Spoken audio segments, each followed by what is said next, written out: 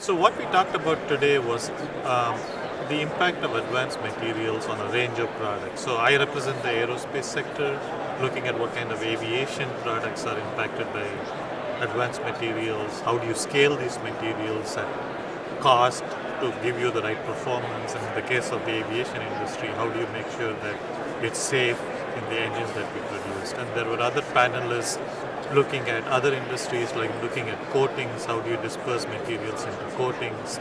How do you make those coatings more effective?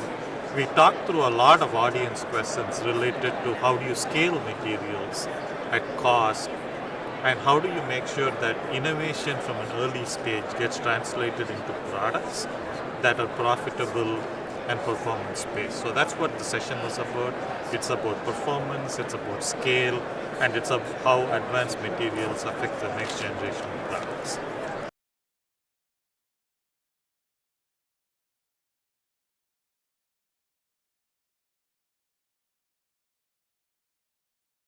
So the way I framed it in the conversation in the panel is the way I think about it. I never think about the industry in terms of materials.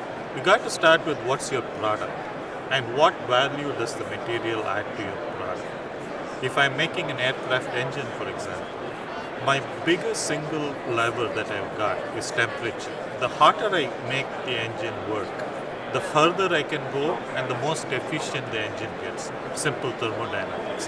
How do I make my engine hotter? I need to make the engine hotter by containing the flame with a material that is capable of high temperature.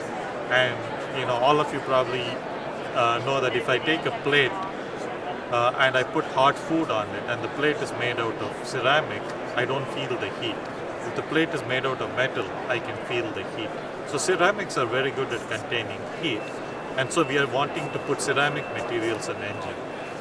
But if you think of a coffee cup and you drop the cup tends to crack, right? So if you want to put it in an engine and it's ceramic, you got to make sure it's a ceramic composite that is capable of the high temperature. It's also only 1/3 the weight, so it's much lighter, but it's also tough enough because it's a composite that I can use it in an engine repeatedly through the life of the engine. So when you think of the impact of advanced materials, think of what is the impact on the product. Am I making the product perform more efficiently? Am I enabling the product to work at a higher temperature? Am I enabling the product to be lighter? That's how I would think about the application. So advanced materials and the impact on products. That's the combination.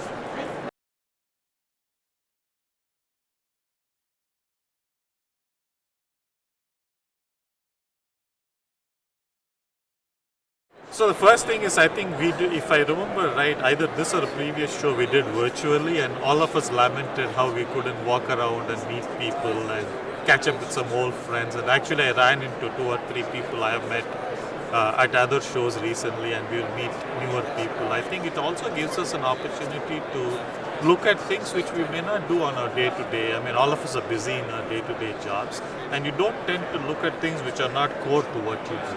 So I'm sort of thinking about somebody who makes a furnace, for example. I may not spend a lot of time, but spending a little bit of time trying to understand what are the latest development in high temperature furnaces is something I'm looking forward to walking around and checking out.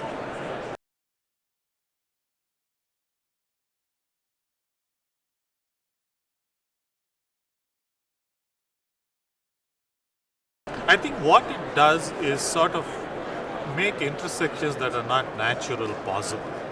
In some cases, we tend to focus on here are the 5 things I need for me to succeed in my job or succeed in this industry, and I look at that. But often a lot of the innovation comes at the boundaries, things which may not do every day, but things which enable new things to do.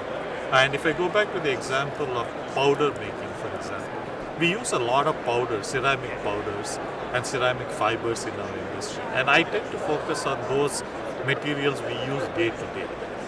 But there are other ceramic powders and other fibers that are on the adjacencies that I may not think about on a day-to-day basis, but gives people a chance to think about whether making this powder enables making the second powder in a cheaper form that you may not have thought about just within your industry. So it sort of has a good intersection between adjacencies, which is enabled by a show like this. Perfect. Thank you. That's all the questions. Thank you very much, Mano. Thank you for doing that. No problem. Okay.